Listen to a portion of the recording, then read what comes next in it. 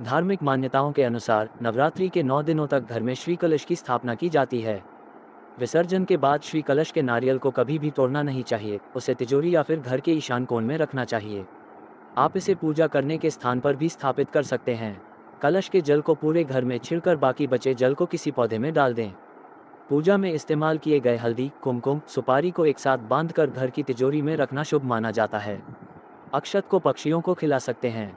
नवरात्रि विसर्जन के बाद घर में पूजा के स्थान पर रखे फूलों को किसी पेड़ के नीचे रख देना चाहिए या फिर नदी में बहा देना चाहिए। धार्मिक मान्यताओं के अनुसार नवरात्रि के 9 दिनों तक घर में श्री कलश की स्थापना की जाती है। विसर्जन के बाद श्री कलश के नारियल को कभी भी तोड़ना नहीं चाहिए, उसे तिजोरी या फिर घर के ईशान कोण में रखना चाहिए। आप इसे पूजा करने के स्थान पर भी स्थापित कर सकते हैं। कलश के जल को पूरे घर में छिड़क कर बाकी बचे जल को किसी पौधे में डाल दें। पूजा में इस्तेमाल किए गए हल्दी, कुमकुम, सुपारी को एक साथ बांधकर घर की तिजोरी में रखना शुभ माना जाता है। अक्षत को पक्षियों को खिला सकते हैं। नवरात्रि विसर्जन के बाद घर में पूजा के स्थान पर रखे फूलों को किसी पेड़ के नीचे रख देना चाहिए या फिर नदी में बहा देना चाहिए। फल, मावा या फिर जो भी खाद्य पदार्थ आपने नवरात्रि के दौरान मां दुर्गा को चढ़ाया है उसे किसी ब्राह्मण को देना चाहिए। नवरात्रि में ज्वारे उगाए जाते हैं। 9 दिनों के बाद ज्वारे में से कुछ पत्तियों को खींचकर बाहर निकाल लेते हैं और उसे घर में बने मंदिर में रखा जाता है। ऐसा करने से यह ज्वारे अभिमंत्रित हो जाते हैं। इसके बाद इन ज्वारों को किसी पवित्र स्थान पर रख दें। हमारी कामना है कि आप सभी के जीवन में आ रही विपरीत परिस्थितियों से माँ आपकी रक्षा करें और सपरिवार आपका कल्याण करें। जय माता दी।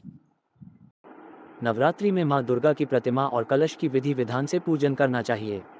कलश उठाते समय भक्तों को बाएं हाथ में चावल लेकर ही कलश उठाना चाहिए।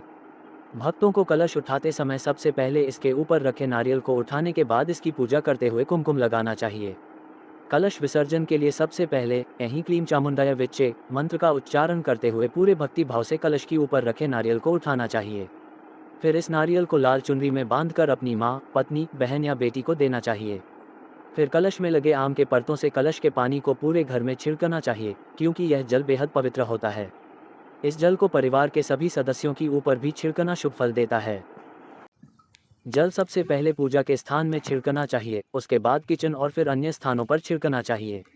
ऐसा करने से घर में सकारात्मक ऊर्जा का प्रभाव होता है। इन सब के बीच ध्यान रखें कि कलश का जल आपको भूलकर भी बाथरूम वाले हिस्से में नहीं छिड़कना चाहिए। इसके बाद बचे हुए जल को तुलसी के पौधे या किसी पेड़ में विसर्जित कर देना चाहिए। इस जल को इधर उधर या नाले में फेंकने की भक्तों को भूल नहीं करनी चाहिए। इसके बाद कलश में मौजूद सिक्के को निकालकर अपनी तिजोरी या पर्स में रखना शुभ फल देता है। ऐसा करने से आपके जीवन में कभी भी धन की कमी नहीं होगी।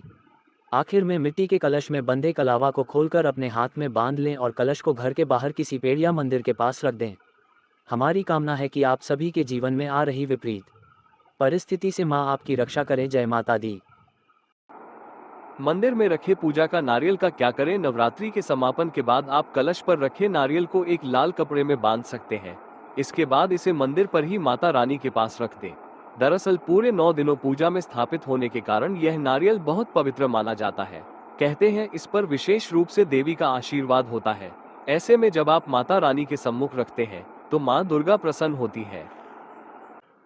प्रसाद के रूप में करें ग्रहण। नवरात्रि का समापन हो जाने के बाद आप कलश में रखे नारियल को प्रसाद रूप में ग्रहण भी कर सकते हैं। दरअसल इसे लेकर कई लोगों की राय अलग है। कुछ लोग इसे प्रसाद स्वरूप खाते हैं तो वहीं कुछ ऐसा करना शुभ नहीं मानते। लेकिन धार्मिक मान्यताओं के अनुसार पूजा के बाद इस नारियल को प्रसाद स्वरूप देवी का भोग लगाकर ग्रहण करना शुभ माना जाता है। आप कन्या भोज में इस नारियल को प्रसाद स्वरूप छोटी छोटी कंजकों को दे सकते हैं और इसके बाद ग्रहण कर सकते हैं। जल में करें प्रवाहित हवन हो या पूजा की सामग्री, धार्मिक मान्यताओं के अनुसार उन्हें जल में प्रवाहित करना शुभ माना जाता है। ठीक उसी तरह आप कलश में रखे नारियल को भी पूजा के बाद साफ जल में प्रवाहित कर सकते हैं। यदि आप नारियल को रख भी रहे हैं तो कलश में रखी बाकी की चीजें जैसे अक्षत, पुष्प, आम के पत्ते आदि को जल में ही प्रवाहित करें। ऐसा करने से पूजा का संपूर्ण फल प्राप्त होगा।